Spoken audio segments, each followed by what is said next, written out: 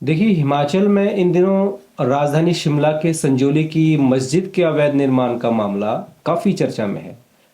आखिर कैसे एक मारपीट की घटना से बवाल मच गया और मामला राज्य की विधानसभा में गूंज गया। ये जानना भी दिलचस्प होगा कि आखिर इस मामले में सत्ता पक्ष कांग्रेस के नेताओं के विचारों में दरार क्यों देखने को मिली। तो आइए सबसे पहले शुरुआत करते हैं उस घटना से जिससे कि ये सारा विवाद पैदा हुआ। दरअसल पिछले महीने यानी कि अगस्त माह में संजौली के मलयाना क्षेत्र में एक दुकान पर काम करने वाले 37 वर्ष के विक्रम सिंह के साथ कुछ लोगों ने मारपीट की थी। मारपीट करने वाले लोग मुस्लिम समुदाय से थे। दोनों पक्षों के बीच कहासुनी कब मारपीट में तब्दील हो गई पता ही नहीं चला। मामला इतना बढ़ गया कि आरोपियों ने विक्रम सिंह पर डंडे और रॉड से प्रहार किया। उसके बाद पीड़ित बुरी तरह से जख्मी हो गया। अब इसके बाद ऐसी ही खबर सामने आई कि आरोपी वारदात को अंजाम देने के बाद मस्जिद में जाकर छिप गए।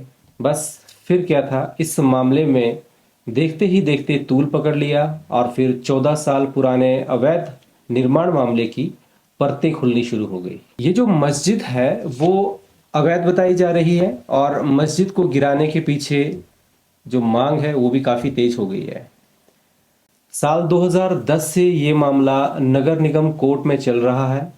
ऐसी भी जानकारी है कि नगर निगम की कोर्ट में मस्जिद के अवैध निर्माण को लेके बार बार नोटिस जारी किए गए। ऐसी जानकारी है कि नगर निगम की कोर्ट में मस्जिद के अवैध निर्माण को लेके बार बार नोटिस जारी किए गए, लेकिन फिर भी 4 से 5 मंजिल जो है इस भवन का अवैध तरीके से यहाँ खड़ी कर दी गई। इलाके के लोग मस्जिद को गिराने की पुरजोर मांग कर रहे हैं। ये मामला पिछले 14 सालों से अदालत में विचाराधीन है और हैरानी की बात यह है कि पिछले 14 सालों में इस मामले में 44 पेशियां हो गई है, लेकिन अभी तक कोई निर्णय नहीं आया है।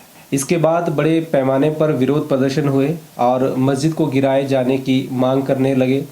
मकामी लोगों की तरफ से पेश हुए अधिवक्ता जगत पाल ने कहा कि याचिकाकर्ताओं को इस मामले में पक्षकार बनाने के लिए मजबूर होना पड़ा, क्योंकि ये मामला पिछले 14 सालों से नगर निगम आयुक्त की अदालत में लंबित था और वक्फ बोर्ड को 2023 में ही पक्षकार बनाया गया था। उन्होंने कहा कि ये सांप्रदायिक मुद्दा नहीं है, बल्कि अवैध निर्माण का मामला है और मस्जिद को गिराया जाना चाहिए।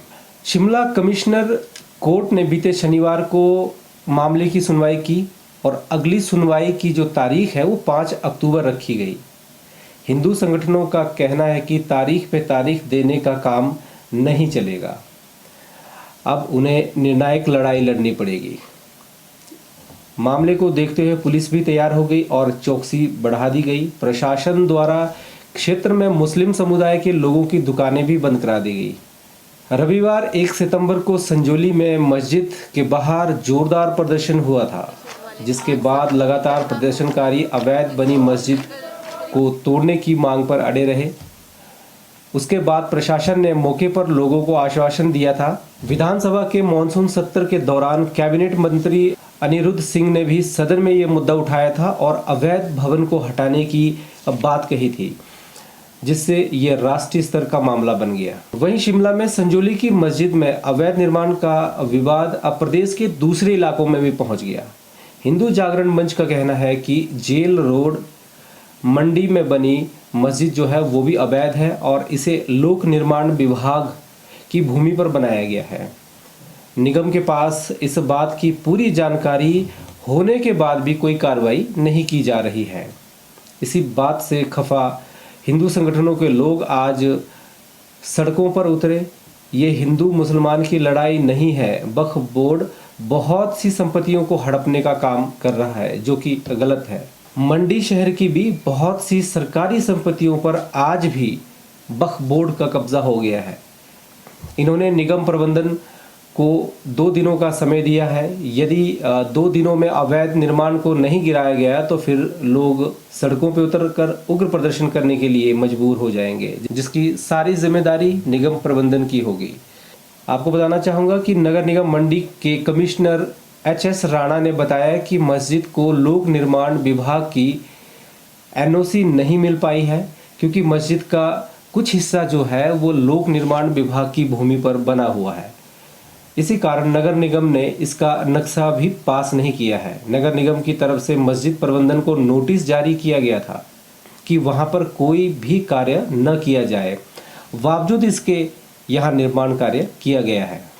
अब बात करते हैं संजौली की, तो वहीं संजौली में मस्जिद के अवैध निर्माण के खिलाफ इकट्ठा हुए प्रदर्शनकारी मानने का नाम नहीं ले रहे हैं। दरअसल प्रदर्शनकारी पिछले कई दिनों से संजौली में डटे हुए हैं। पुलिस और जिला प्रशासन के आला अधिकारी प्रदर्शनकारियों को वापस लौटने के लिए समझा रहे हैं, लेकिन प्रदर्शनकारी मानने को तैयार नहीं है। प्रदर्शनकारियों के मुताबिक वो मौके पर ही डटे रहेंगे और धरना देंगे। पुलिस और प्रदर्शनकारियों के बीच में इसके चलते काफ़ी झड़प हुई, जिसमें पुलिस को लाठीचार्ज करना पड़ा।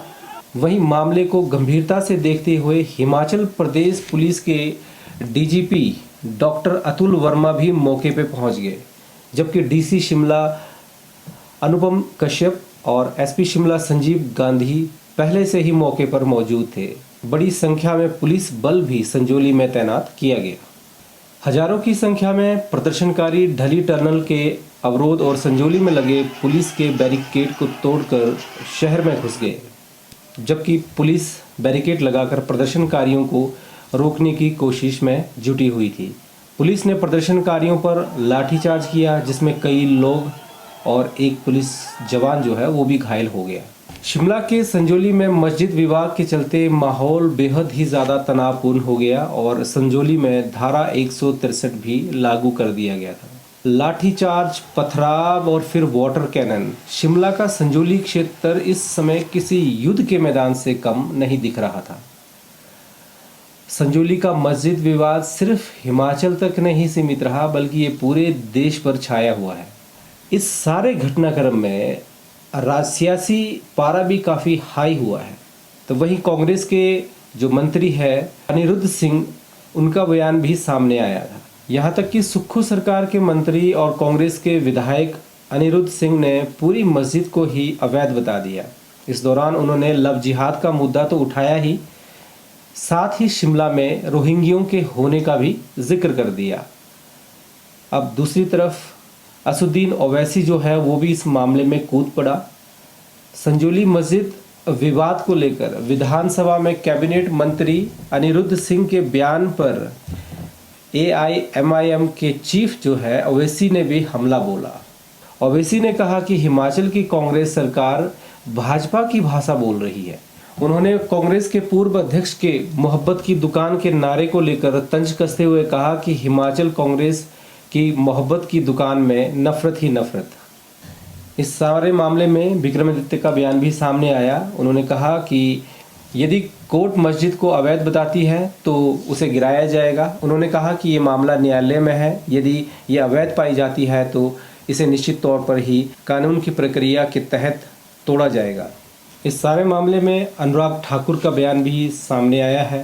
कांग्रेस सरकार के नाक तले शिमला में अवैध निर्माण होता रहा और सरकारी मूक दर्शक बने रहे। अनुराग ठाकुर ने आगे कहा कि प्रदेश सरकार में मंत्री को ये मुद्दा विधानसभा में उठाना पड़ा और प्रदेश के जो मुख्यमंत्री हैं वो सो रहे हैं। इससे बड़ी विडंबना और क्या हो सकती है। और अब संजौली मस्जिद को लेकर बढ़ते तनाव के बीच स्थानीय मुस्लिम कल्याण समिति ने गुरुवार को नगर निगम आयुक्त से अनाधिकृत हिस्से को सील करने का आग्रह किया। सिर्फ इतना ही नहीं, मुस्लिम कल्याण समिति ने अदालत के आदेश के अनुसार मस्जिद के अवैध हिस्से को भी ध्वस्त करने की पेशकश की। समिति में मस्जिद के इमाम और वक्फ बोर्ड तथा मस्जिद प्रबंधन समिति के सदस्य भी शामिल हैं।